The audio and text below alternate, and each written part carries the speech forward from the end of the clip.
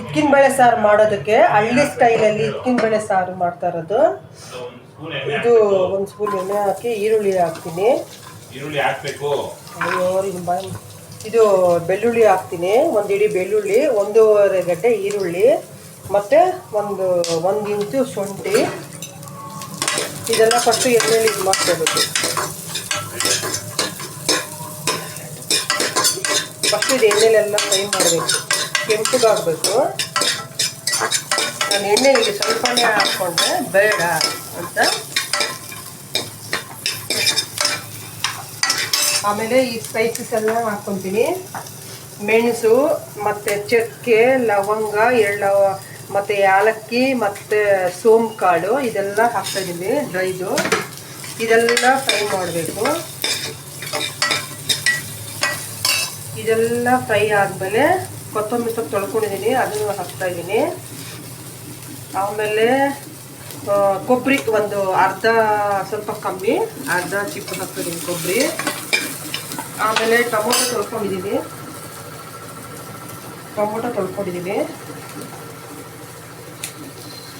Tomato 2 tomato ಹಾಕಬೇಕು, ಚೆನ್ನಾಗಿರುತ್ತೆ ಟೇಸ್ಟ್ಗೆ. ಇದೆಲ್ಲ ಚೆನ್ನಾಗಿ ಫ್ರೈ ಆಗಬೇಕು. ಚೆನ್ನಾಗಿ ಫ್ರೈ ಆಗಬೇಕು. ಫ್ರೈ ಆದರೆ ಸಾಂಬಾರು ಟೇಸ್ಟಿಯಾಗಿ ಬರುತ್ತೆ. ಅದಕ್ಕೆ ಚೆನ್ನಾಗಿ ಫ್ರೈ ಮಾಡ್ಕೋಬೇಕು.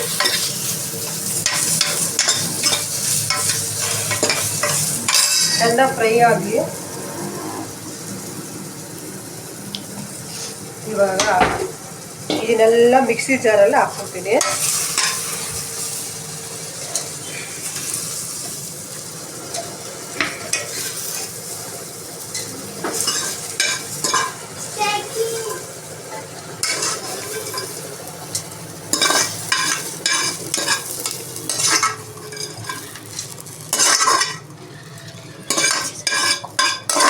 ಮಿಕ್ಸಿ ಜಾರಲ್ಲೆಲ್ಲ ಹಾಕ್ಕೊಂಡಿದ್ದೀನಿ. 1 ಸ್ಪೂನು, ಯಾಕಂದರೆ ಖಾರ ಇರುತ್ತೆ. ನಮ್ಮನೆ ಹೋಮ್ ಮೇಡ್ ಚಿಲ್ಲಿ ಪೌಡ್ರು, ಮತ್ತು ಸ್ವಲ್ಪ ಅರಿಶಿನ ಪುಡಿ, ಆಮೇಲೆ ಧನಿಯಾ ಪುಡಿ ಮನೆಯಲ್ಲೇ ಮಾಡಿರೋದು ಹೋಮ್ ಮೇಡಾಗಿ. ಧನಿಯಾ ಪುಡಿ ಬಂದು ಒಂದು 3 ಸ್ಪೂನ್ ಸಾಕು. ಇದನ್ನು ನೀರು ಹಾಕಿ ಫ್ರೈ ಮಾಡ್ಕೊ. ನೀರು ಹಾಕಿ ನುಣ್ಣು ರುಬ್ಕೋಬೇಕು.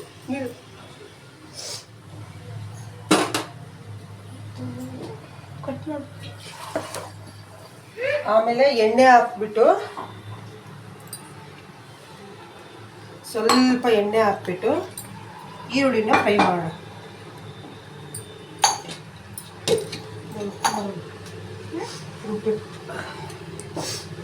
ಇದಕ್ಕೆ ಒಗ್ಗರಣೆಗೆ ಅರ್ಧ ಈರುಳ್ಳಿ ಸಾಕು. ಅರ್ಧ ಈರುಳ್ಳಿ ಸಾಕು, ಯಾಕಂದರೆ ಸಾಂಬಾರ್ಗೆ ಹಾಕಿರೋದು ನಾವು. ಅರ್ಧ ಈರುಳ್ಳಿ ಸಾಂಬಾರ್ಗಿದು. ಕರಿಬೇವಿನ ಸೊಪ್ಪು,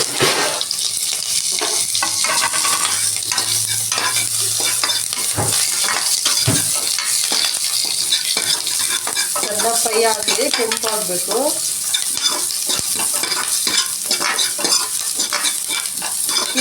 ಕೆಂಪಾಗಿದ ತಕ್ಷಣವೇ ನಾನಿಲ್ಲಿ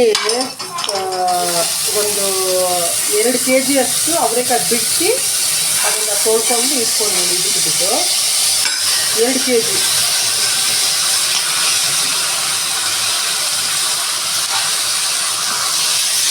ಎಣ್ಣೆಯಲ್ಲಿ ಸ್ವಲ್ಪ ಫ್ರೈ ಆಗಬೇಕು.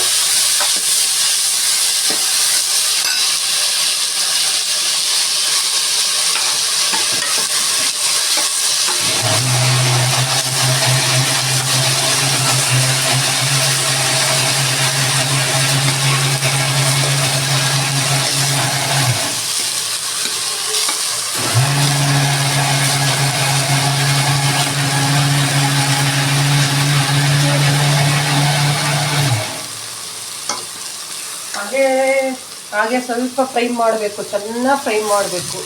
ಬೇಳೆನ ಚೆನ್ನಾಗಿ ಫ್ರೈ ಮಾಡಬೇಕು. ಸ್ವಲ್ಪ ಹಸಿ ವಾಸನೆ ಎಲ್ಲ ಹೋಗಬೇಕು. ನೀಟಾಗಿ ಫ್ರೈ ಮಾಡಬೇಕು, ಅವಾಗೇ ಸಾಂಬಾರು ಟೇಸ್ಟ್ ಬರೋದು.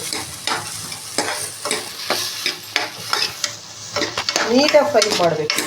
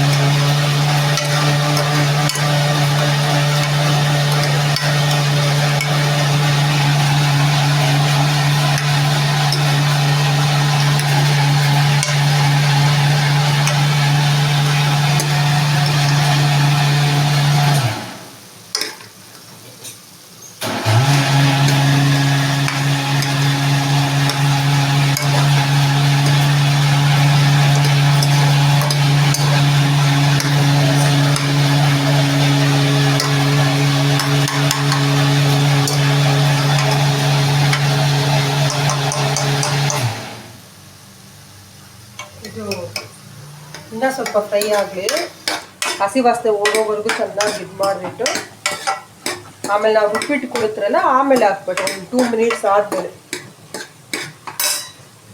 ನೋಡಿ ಸ್ಮೆಲ್ ಎಷ್ಟು ಚೆನ್ನಾಗಿ ಬರ್ತಾ ಇದೆ. ಇವಾಗಲೇ ಅಷ್ಟು ಚೆನ್ನಾಗಿ ಬರ್ತಿದೆ ಸ್ಮೆಲ್.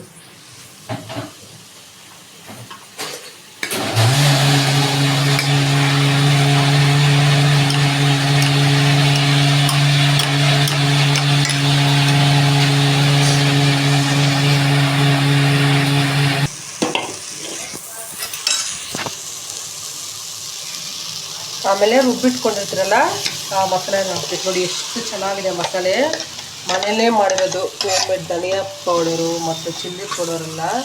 ನಿಮ್ಗೆ ಯಾರಿಗಾದ್ರೂ ಬೇಕಾದರೆ ಆ ನಂಬರ್ ಬರ್ತಾಯಿದೆ, ಆ ನಂಬರ್ ನೀವು ಸಂಪರ್ಕ ಮಾಡ್ಕೊಳ್ಳಿ. ನಿಮಗೆಲ್ಲ ಸಿಗುತ್ತೆ. ಸಾಂಬಾರು ಪೌಡರು, ಧನಿಯಾ ಪೌಡರು ಮತ್ತು ಚಿಲ್ಲಿ ಪೌಡ್ರು ಎಲ್ಲ ಸಿಗುತ್ತೆ. ನೋಡಿ ಇವಾಗ ಸ್ಮೆಲ್ ಎಷ್ಟು ಚೆನ್ನಾಗಿ ಬರ್ತಾಯಿದೆ.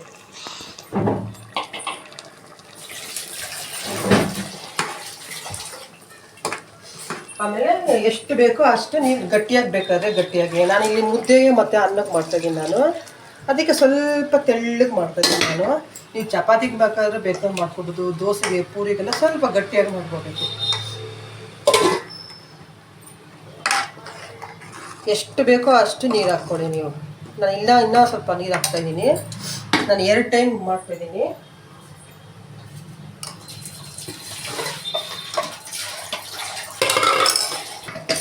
ಆಮೇಲೆ ರುಚಿಗೆ ತಕ್ಕಷ್ಟು ಉಪ್ಪು ಹಾಕ್ಕೋಬೇಕು. ಕಲ್ಲುಪ್ಪನ ಹಾಕೋಬೋದು ಅಥವಾ ಇದು ಪುಡಿ ಉಪ್ಪನ ಹಾಕೋಬೋದು. ನಾನು ಕೈ ಅಳತೆ ತೊಗೊತೀನಿ, ಇಷ್ಟು ಹಾಕ್ಕೊತಾ ಇದ್ದೀನಿ. ಬೇಕಾದ್ರೆ ನೀವು ಕುಕ್ಕರಲ್ಲಿ 1 ವೀಸಲ್ ಬೇಕಾದರೂ ಇಟ್ಕೋಬೋದು, ಇಲ್ಲ ಬೇಯಿಸ್ಕೊತೀನಿ ಹಾಗೆ ಅಂದ್ರೂ ತೊಂದರೆ ಏನಿಲ್ಲ, ಮಾಡ್ಕೋಬೋದು.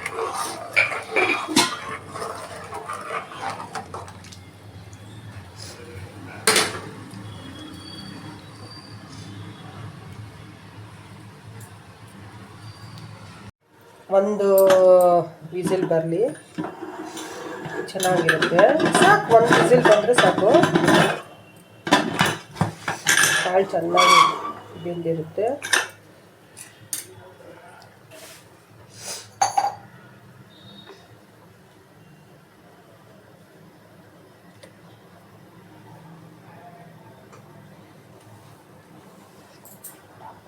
ತೆಗಿತಾ ಇದ್ದೀನಿ ನೋಡಿ.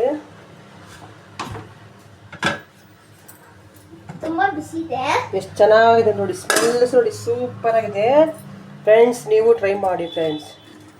ನೋಡಿ ಎಷ್ಟು ಚೆನ್ನಾಗಿದೆ, ನೀವು ಟ್ರೈ ಮಾಡಿ ಫ್ರೆಂಡ್ಸ್. ನಮ್ಮ ಮಕ್ಕಳಿಗೆ, ನನ್ನ ಹಸ್ಬೆಂಡಿಗೆಲ್ಲ ತುಂಬಾ ಇಷ್ಟ. ಈ ಥರ ಹಳ್ಳಿ ಸ್ಟೈಲಲ್ಲಿ ಮಾಡಿಕೊಂಡ್ರೆ ತುಂಬಾ ತುಪ್ಪ ಹಾಕ್ಕೊಂಡು ತಿಂದರೆ ಇನ್ನೂ ಸೂಪರಾಗಿರುತ್ತೆ.